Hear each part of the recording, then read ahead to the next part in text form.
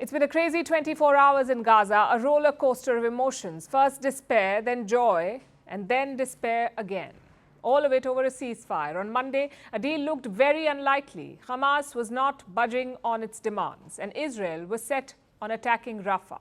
But late in the day, some positive news trickled in. Hamas had agreed to a ceasefire. Now, just to be clear, this agreement did not come from Israel. It was drafted by Qatar and Egypt. After a lot of back and forth, Hamas agreed to it. And soon celebrations broke out in Rafah. Gazans thought the war was over.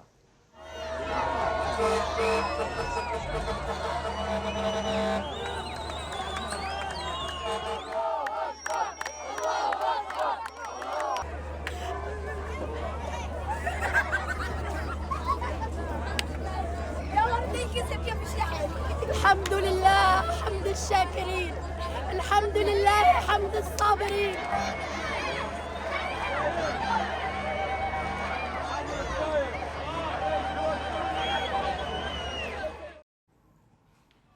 Hope is a fickle thing, especially in conflict zones like Gaza, and pretty soon it was clear why. Israel's hard-right ministers rejected the ceasefire, so did Prime Minister Benjamin Netanyahu. He said the deal did not meet Israel's demands, so the military operation will go on. We examine every answer and response in the most serious manner and are exhausting every possibility regarding negotiations and returning the hostages to their homes as soon as possible as a main mission. In parallel, we are still operating in the Gaza Strip and will continue to do so. So the war continues. Israeli soldiers have moved into Rafah. You can see their tanks at the checkpost between Gaza and Egypt. Now, this checkpoint is very important again. A lot of aid enters through here. Plus, many Gazans fled to Egypt via this point. Now, Israel has occupied it. They've surrounded Rafah from both sides. And the bombing continues. Israeli missiles hit Rafah overnight. They killed around 20 Palestinian civilians. I know all of this may sound confusing. A lot of deals, attacks and U-turns. So let's focus on four major questions here. What was the ceasefire deal? Why did Israel reject it? Why did Hamas accept it? And what happens next? First of all, the ceasefire deal. Reports say it had three major phases. In the first phase, Israel would leave the heavily populated areas of Gaza. Hamas would then release hostages, around 33 of them, all women and children. In return, Israel would release Palestinian prisoners. How many? 30 for each Israeli hostage.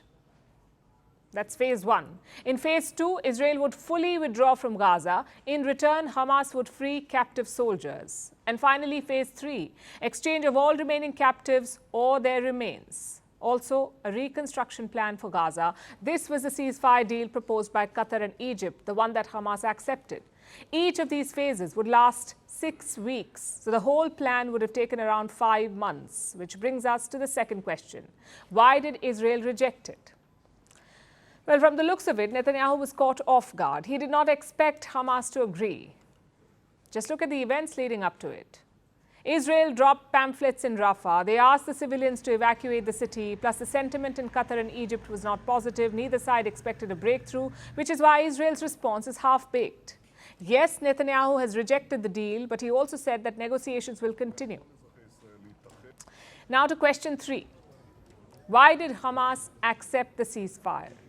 Honestly, they did not have an option. Hamas may not care about Gazan civilians, but they do care about their fighters. Israel says there are between 5,000 and 8,000 Hamas fighters in Rafah. If Israel invades, many of them would die. Maybe that's why Hamas agreed. Also, it puts the pressure back on Israel. Hamas can go and tell the world, we agreed to a ceasefire, yet Israel attacked us. So don't blame us for the destruction. Blame Israel. In fact, a Hamas official said exactly that. He said the ball is in Israel's court. Which brings us to the final question. What happens next? Netanyahu is under a lot of pressure, both at home and abroad. Let me show you pictures from Tel Aviv.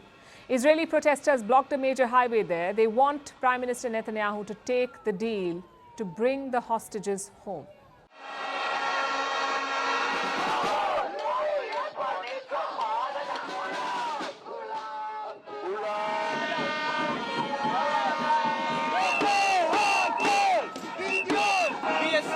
Expect from the Israeli government to take this deal to save all the remaining hostages who are still alive.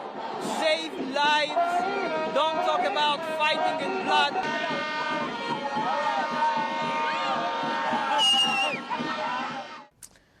Same with Israel's allies. The US says it is reviewing the ceasefire deal, but its overall position remains the same. A deal is better than war.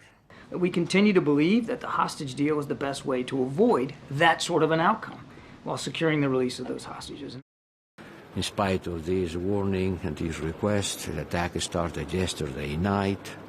I am afraid that this is going to cause again a lot of casualties, civilian casualties, whatever they say. So once again, all eyes are on Netanyahu. His military is poised to strike Rafah. The evacuation order has been given. The border crossing has been occupied and the bombings continue. It's now a question of sending soldiers in. Will Netanyahu give that order?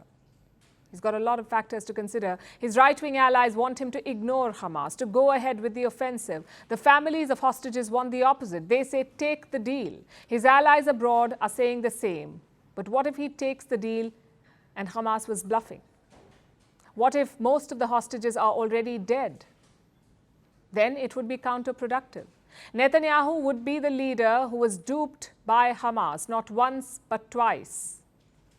So there are no easy choices here because security, legacy and lives are at stake. We'll be tracking Israel's actions very closely.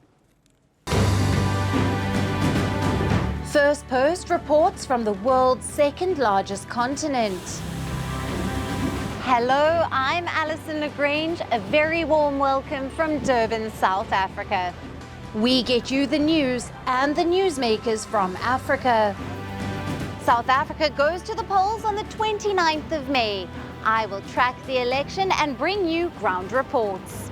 Is it the end of the road for the African National Congress? And will former President Jacob Zuma stage a dramatic comeback?